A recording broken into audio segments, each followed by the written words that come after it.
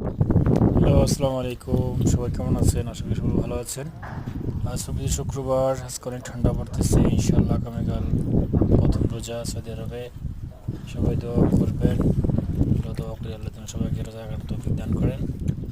তো এই আইসগুলো শীতে দুধটা বন্ধ করে দিয়েছে। আগে প্রায় 40-45 লিটার দুধ হতো, বাট এখন 20-25 লিটার দুধ হয়। শীতের কারণে দুধ কম দিতেছে। আর তাছাড়া মাসাল্লাহ হাঁসগুলি গাভিন হয়েছে। তো ইনশাল্লাহ কিছুদিনের মধ্যে বাচ্চা দেবে, এই জন্য দুধ আস্তে আস্তে কমে যেতেছে।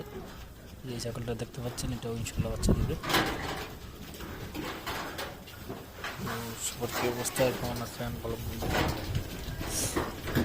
আজকে খাবার দেওয়া হয়েছে, আবার সকালে খাবার দেওয়া